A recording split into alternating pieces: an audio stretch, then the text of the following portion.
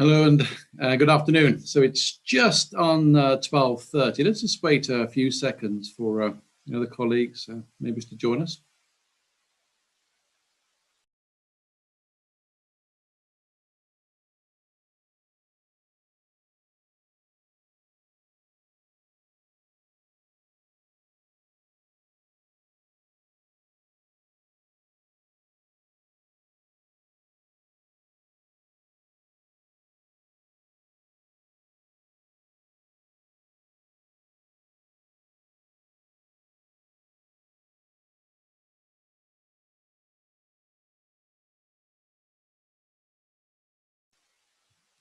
Okay, so we seem to have stabilized with the number of participants. So welcome, hello. My name is Mark Taylor. If you've met me before, I'm proud to say I'm the Dean of the John M. Olin School of Business here at Washington University in St. Louis.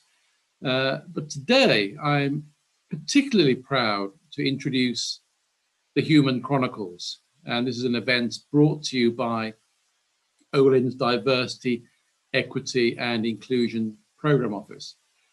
And just this past summer, I appointed a diversity, equity and inclusion task force comprised of staff, students and faculty, both from within the business school and from across the WashU campus, really experts in the field. And that task force has recently, just early in the new year, just concluded its work to guide us toward a strategic plan for DE&I in Olin Business School, an implementable concrete strategic plan with KPIs and timelines. And now we've appointed champions or groups of champions in each goal area. And they're developing action plans and priorities for the short term as well as the long term. And these areas include initiatives with students, faculty, staff, alumni, and of course the school overall. And I'd like to thank the members of that task force and now the champions for their hard work. And I look forward to sharing some specifics on the progress we're making very soon.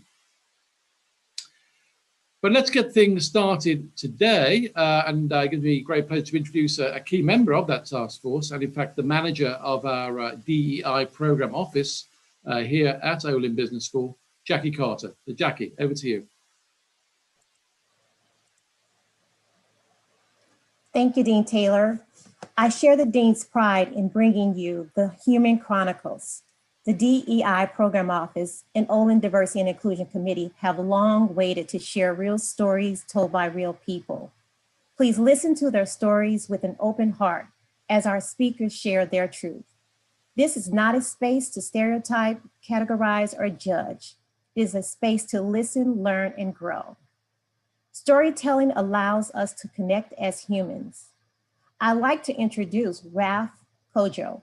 Raf is a second-year MBA student and the Vice President of DE&I for the Graduate Business Student Association. Raf also serves on the Olin Diversity and Inclusion Committee, and he suggested this event topic some time ago. We are very excited to finally bring his suggestion to life. I will let him share today's objective with you. Raf? Jackie, thank you very much.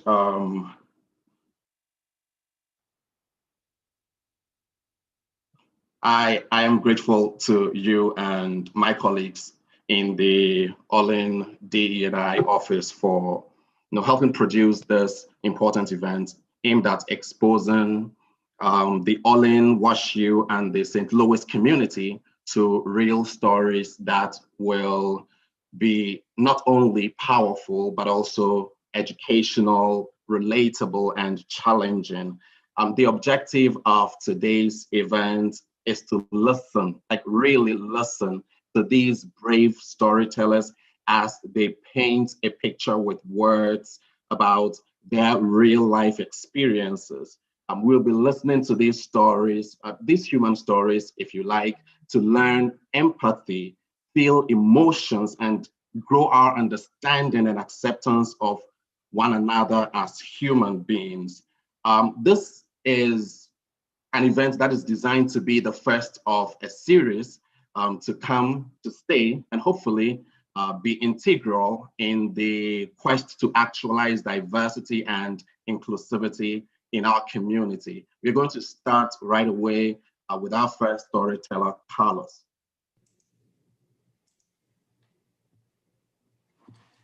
Hello, I'm Carlos Restrepo.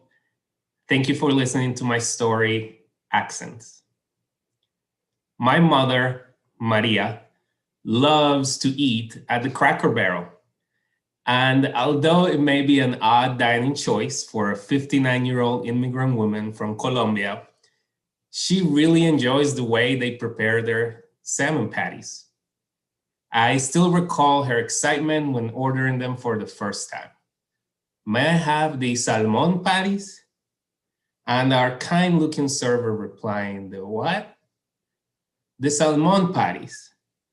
And the server with a bit of condescending and frustrating tone saying, I'm sorry, sweetie, I can't understand what you're saying. Do you want to try that in English?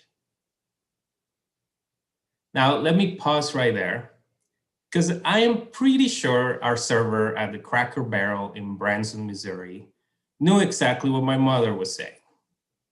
Or maybe not, but this was not the first time someone got frustrated at the way that my mother, for whom English is not her first language, pronounced their words. And often, I'm ashamed to say, it was I who got frustrated at her. Mom, it's not salmon, it's salmon. The L is silent in English, remember? Jeez. She means the salmon patties, I told our server. Sorry, my mom said with a shade of embarrassment over her face. The way we say words is important, but it is most important the way we listen to other people's words, the way we listen to the story behind them, like the way we should listen to someone with an accent. My mother and I came to St. Louis, Missouri in 2005. I was 15. She was about to marry a man that went by the name of Jim and lived in Baldwin, Missouri. My age and my schooling gave me a little bit of an advantage in the English department, although I still struggle. I remember coming home after my first day of school at Marquette High School and just throwing my books on the floor and crying out loud, how am I supposed to do calculus in another language? But as it goes with most high school problems, I managed. I thrived. I worked on my accent. Sometimes I sat alone on the bus and quietly whispered to myself, esquirrel, esquirrel, esquirrel, until it sounded like squirrel, which is an incredibly difficult word for such a small mammal. But as my English improved, my mom's remained suspended in just this sort of linguistic limbo. Her English was not bad. It just sounded different. And if you live in a place like New York or Los Angeles or Miami, you're more used to English sounding different. But when you're in Baldwin, Missouri, different is foreign. It's novel, sometimes dumb, and even threatening. My English teacher took notice of my desire to improve my English. She invited me to join the high school newspaper, of which I became news editor and launched what would later become my career in journalism. I went on to work on our college newspapers and for many years had my dream job as a reporter. Yet somehow, after all those years, I still felt ashamed of the way I sounded. And then when I will see my mom, I will feel shame whenever I will hear her talk to others in English. This woman who has done everything for me, she crossed an ocean. She came to a strange land for me. And I was ashamed because of the way she pronounced things. And then I had a recent conversation with someone much wiser than me, who may or may not be on this chat. And I realized that my desire to accommodate my English and my frustration toward my mother could be traced back to a vestige of old colonial structures that punish those who don't sound like the rest. I wanted to blend in. I wanted to sound like I was from Baldwin. I thought if I sounded more like I was somebody from West County and less like I was someone from Medellin, Colombia, that I would be more successful. So through my work as a bilingual communicator, Just hope to continue to work in understanding how the different sounds that we make can actually enrich our language and our conversations. Our voices, in full, with accents, they're an intricate part of who we are. We should never, ever be ashamed of that. Don't judge a book by its cover.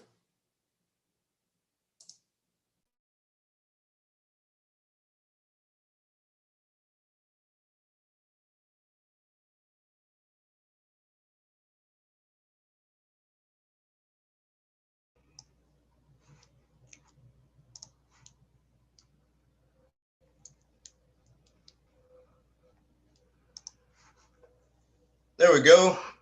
Hey, everybody. I am Zaid. I'm a PhD student at the Olin Business School. And all my life, I've been living with this disability. So it's really an honor and a pleasure to be able to share a story, a part of the experience that I've had. Now, you're probably wondering, what the heck is this? And what does it have to do with our story? Well, this is a trombone. And that's because one of my favorite experiences when I was growing up was playing trombone throughout middle school and high school. Now, don't worry, I'm not going to play Joe, who's a big part of behind this.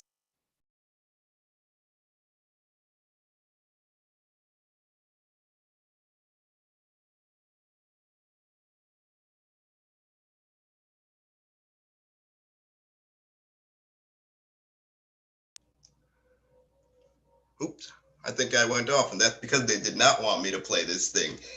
It's very loud, and I don't think the bandwidth can handle.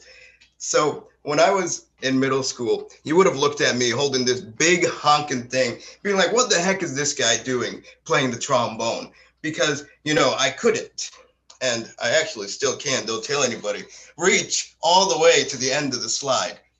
But, you know, I've always been this stubborn dude, and I played it through because I loved it. I loved the way the instrument sounded, and now reflecting, I love the lessons that it's taught me along the way. So the reason that I couldn't reach is because when I was 5, I was diagnosed with this condition called Hunter's syndrome. And Hunter's syndrome is what they call a lysosomal storage disorder, which means that your body misses an enzyme and every system breaks down, from growth, immunity, all your organs, all different kinds of things. And it even reduces lung capacity, making the trombone pretty hard. But when I got into middle school, I was excited to play this thing because unlike other schools, at this school, band was where the cool kids were at. And so I had a lot of doctor appointments that I was going to. So I really looked forward to going to band every single time. But there was a challenge in the band because, you know, it's a really good program. It's a really good school. And it was very, very competitive. You had to audition for your chair. So your chair is where you sit and where you play a certain part that determines which part of the music that you are contributing to. So I remember I am, and I still was, one of those guys with lots of motivation, but needs to work a little harder on the talent side. So unfortunately then, that motivation didn't get me very far. I thought I'd walk in there, I auditioned, and I got second to last chair. And guess what? Who got first chair? My best friend. I was so dejected. It was really tough because I had gone into there thinking that, well, you know, band would be a way for me to shine, because everywhere else I could not.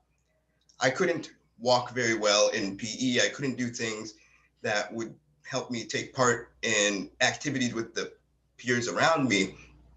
And so I thought, well, at least in band, I could do something. But here, I was so attached to having a higher chair, I didn't get it. And so I was down. I still remember I had to ride the short bus because I had to go to a doctor appointment for a weekly infusion, an enzyme replacement that goes in my body. And you know, I'd just be sitting there feeling so lonely, feeling like I really had nothing to do. But that summer after 6th grade, everything changed. I joined a summer jazz band, and it was run by a volunteer professional musician from our community. His name was Mr. Mark Cornell. And well, I auditioned and I got, you guessed it, about second to last chair. But this time was different. Mr. Cornell didn't patronize us with these like really simplistic songs to play. He was a professional and he expected a lot from us. He gave us these professional level songs, the kind that really make you swing, that really make you dance. And he expected a lot from us. But we struggled. We struggled because you had so many different people here. You had high schoolers, middle schoolers from all around the community. And it was really hard to pull this band together. Everybody wanted to go their own way. And I still remember there was a particularly rainy summer day and we had a big concert coming up. And well, we weren't playing too hot. So we're kind of sitting there, all of us in the band, and we're waiting for the director to come do what directors often do. He just yell at us and scold us and tell us, we got to get a hold of ourselves. The concert's coming. Do we really want to look bad in front of everybody? But he didn't say that. He just looked at us and he said something that I'll never forget. He said, if you want to succeed in this, you all have to lead from your chair. Because whether you're first chair, whether you're last chair, you need to play your part like it matters, because it does. That was one of those, whoa, profound moments for me. Lead from your chair. We learned that a great band doesn't just come from the people in lead chair. It's made by great people who lead in every chair. So we took that to heart. I started practicing. The guy next to me started practicing. The girl behind me started practicing. Everybody tried to lead from their chair, and we gave it a concert that I'll never forget. It was awesome. It was out in front of one of the venues in our downtown. I'm in Champaign, Illinois, and we played and felt like real musicians. It was amazing. And I took this attitude with me throughout the rest of my band experience. I never did get first chair in the first band, but a few years later, I was in a chair that let me get an award for outstanding soloing because I was dedicated to just practicing my hardest every single day as much as I could. Even if my body wouldn't let me do certain things, I still do my best to lead from my chair. And so really thinking about the amazing mentors like Mr. Cornell, and then all the other mentors ever since then that have come into my life, like Dr. Chadley Stern very recently, who was my undergrad advisor. They give me a chance and they enable me to lead from my chair. They encourage me. Just recently in undergrad, when I was struggling with this depression and isolation, I remembered it doesn't matter what you're facing. You can't control your circumstances, but you can control who you are. Just lead from your chair. And through all that, I was blessed to make it here to Olin. And that attitude, I believe, has enabled me to come here, and I would have never imagined this. So if you're an educator, I just want you to know that the best thing you can do for people like me, for really anybody, is to encourage people to lead from their chair, to do the best wherever they are, and to tell them that that matters most. Because for those of us that face these kind of differences, that message is life-changing. Reflecting back, thinking about lead from your chair, I used to think that meant soloing, shining on a stage. You're that guy, you're in the spotlight. But now what I really realize is leading from your chair means nothing if you don't do it out of love for your band and for the music you're making. I'm pretty crazy, I'm pretty positive, I'm pretty optimistic, and people are like, what the heck? But I really believe that in life, we're all part of this great band. We're making an amazing song for all of the universe. And yeah, it's just like in jazz band, if you think about it. You've got different people with different ideas making different sounds and with different instruments and with different voices that sometimes seem weirdly different. But somehow together we're playing a song. We're singing a song that is the great song of life. So sing with me. Listen to those around you. Sing. And when you look at them, remember, don't judge by a book by its cover. Thank you so much.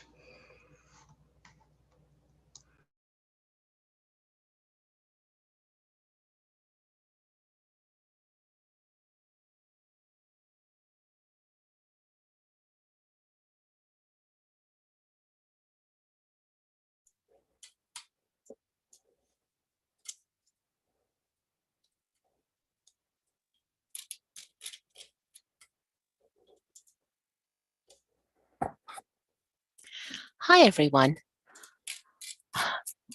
So I just came from a class I'm teaching, Tuesday, Thursday at 11:30. I usually request a Tuesday, Thursday teaching schedule. This coming fall, though, I'm teaching my one big class on Monday, Wednesday because of the holidays.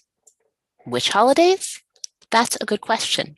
In the United States, when someone talks about the holidays or the holiday season, they're usually referring to the events between November and January, the Thanksgiving, Christmas, New Year's combo. Or maybe they're being inclusive and they're throwing Hanukkah or Diwali or Yule into the mix. All the big holidays happen close to December, right? If you didn't notice, our paid holidays at WashU last year included 2 days for each of Thanksgiving, Christmas, and New Year's. Now, I actually love the December holiday season. Lights in the darkness, cookie trays, gift exchanges. There's nothing bad there. But it's not what I mean when I say the holidays. I'm talking about a specific set of Jewish holidays that usually land in September and October, beginning with Rosh Hashanah and ending with Shmini Atzeret and Simchat Torah. In traditional rabbinic Jewish practice, there are 7 non-working days, plus 1 minor fast and a bunch of intermediate days when we eat our meals outside, over a 23-day period. This is a lot. Now, I also love these holidays, what in American Jewish are often called the fall holidays. They have amazing prayers, songs, rituals, and of course, food. There's a lot in them that I can share with my non-Jewish friends and colleagues, but they stress me out. For one thing, the Jewish calendar is partly lunar and partly solar, so that our holidays fall in the same season every year, but on up to 4 different days of the week. Last fall, we had my favorite configuration. All the fall holidays except one fell on the weekend. It still made those weeks, and especially Fridays, a little crazy, because as I think everyone knows, big holidays take some significant prep work.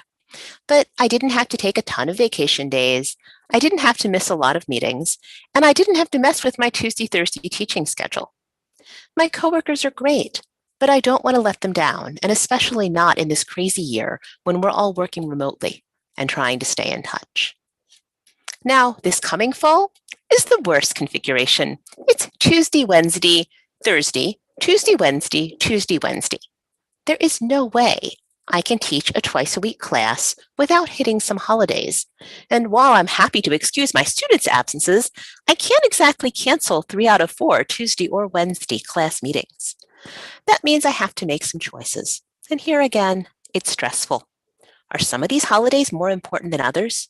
Is the second day of some 2-day holidays less important than the first day? What if I walk to class, and I do live near campus, I can do that, and I set things up so I'm not using the computer? Does that count as not working? But what if we're still on Zoom? Judaism, like every religious tradition, has a lot of internal diversity. Some Jews take off for 2 days in the fall, the first day of Rosh Hashanah and Yom Kippur. Some Jews take off for 3 days. Some Jews are totally fine with working all those days. I'm almost definitely not taking off for the exact same days as your other Jewish friends, or even the same days as every member of the Jewish communities I belong to. And I'm really lucky. I have great coworkers. I have a lot of flexibility, especially in the non-teaching parts of my schedule. In a pinch, I have colleagues I can trade guest lectures with. But even with all that privilege, I still feel like I'm scrambling to adjust my religious life around my career. And I have to tell you, a Tuesday, Wednesday holiday season is just the worst.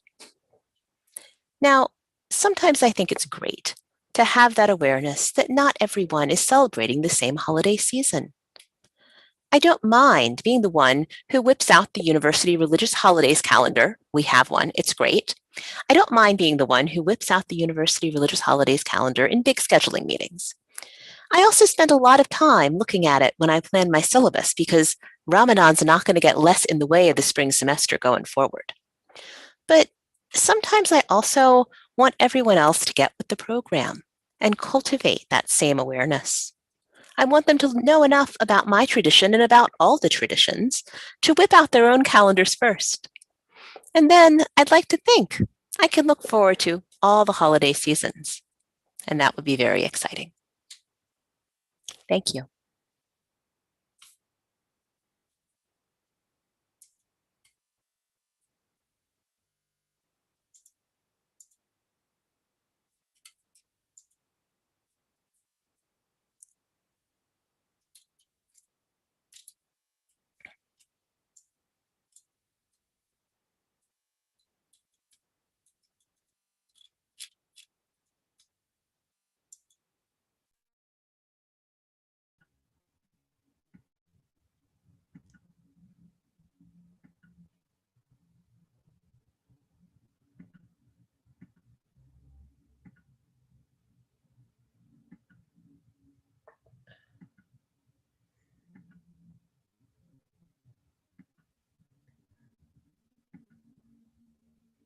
I cannot share my screen. If we can change that.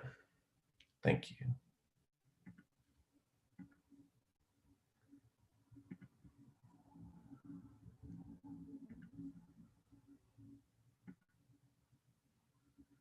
This is the urban native story. I will begin with an introduction about myself. It's a native custom to always speak about yourself, where you're from, and your family. So halito, or hello, in Choctaw. My name is Eric Pinto. I use he, him, his. I'm 34 years old. I was born and raised in St. Louis, Missouri. I'm biracial. I'm Native American with connections to the Mississippi Band of Choctaw Indians and the Zuni Pueblo of New Mexico, and white.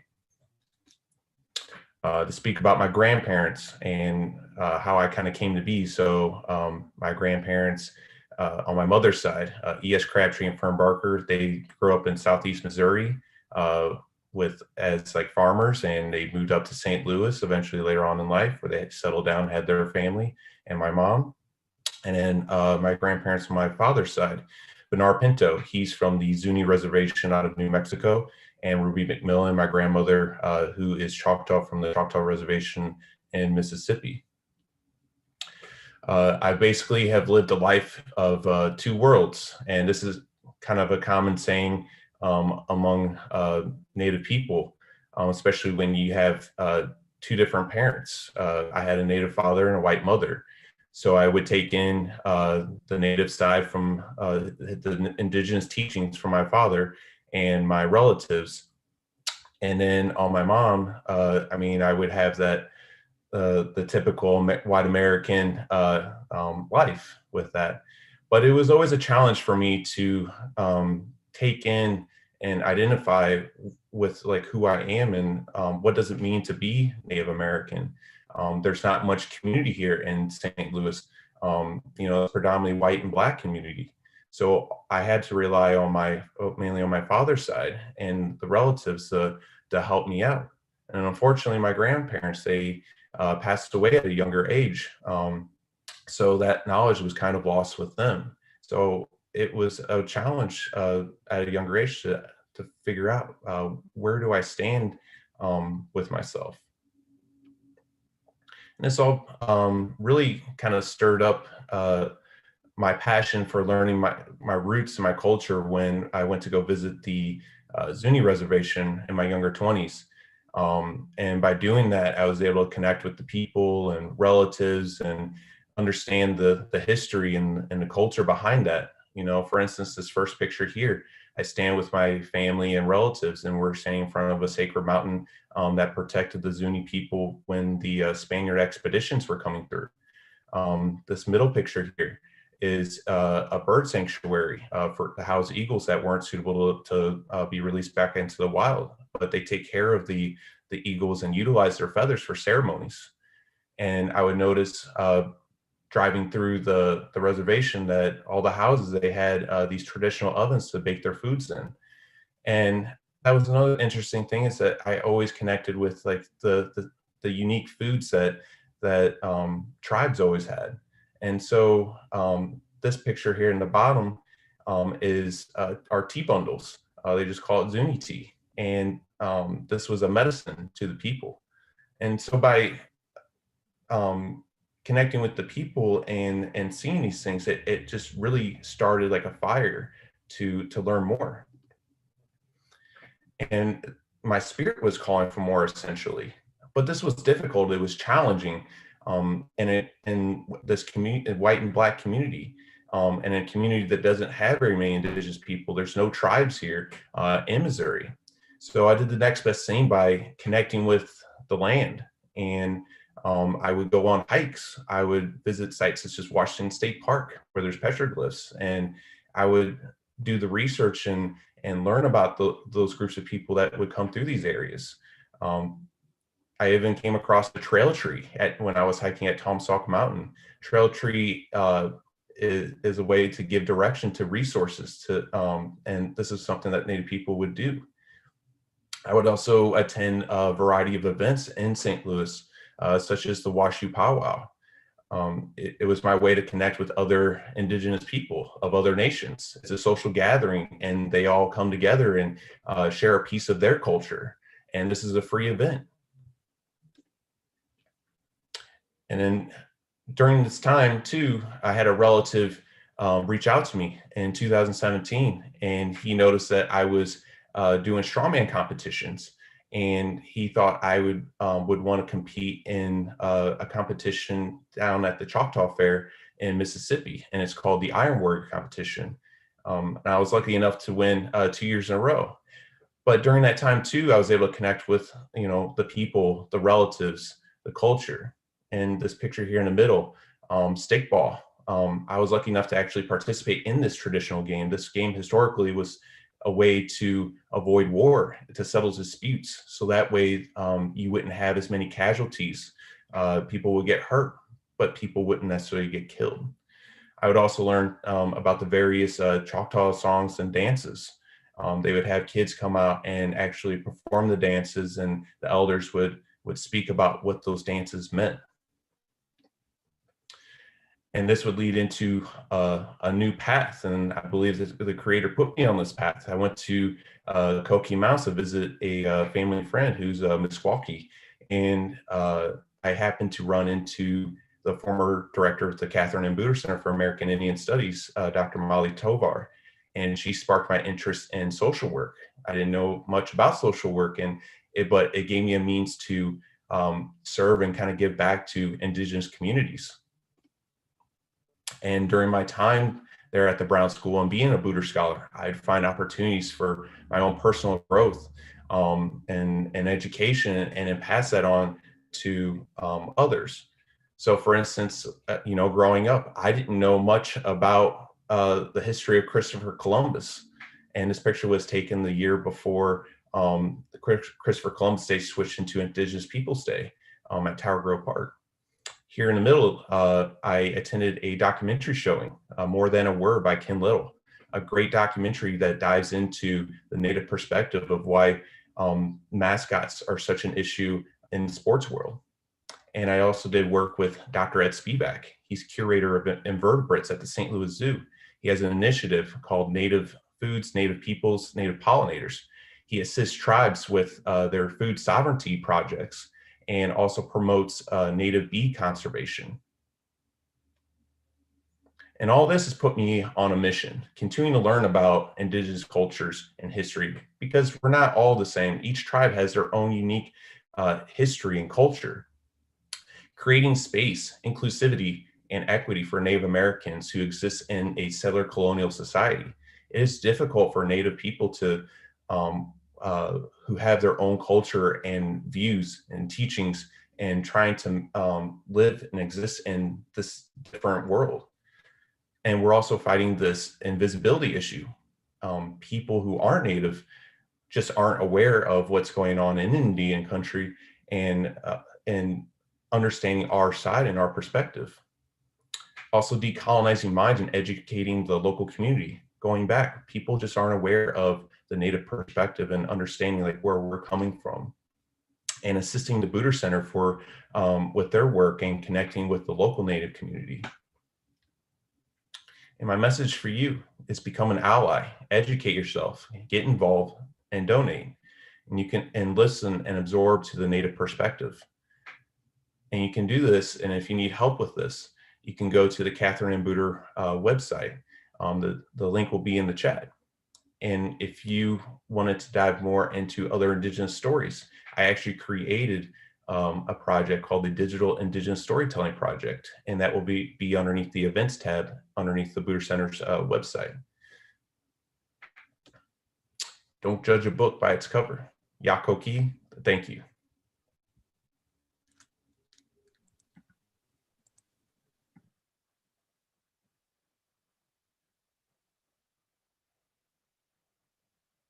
To our books, thank you so much for sharing your personal stories and truth.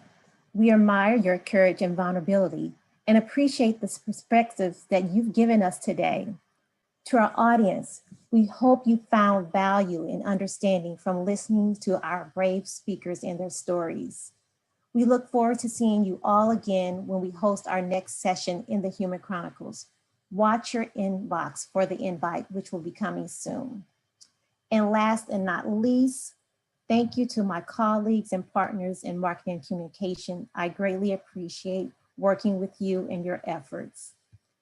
In the meantime, please reach out to me with any questions regarding today's event or for more information about WashU Olin DEI programs. Humanistics starts and ends with human beings sharing their stories. Thank you all for attending. Have a wonderful afternoon.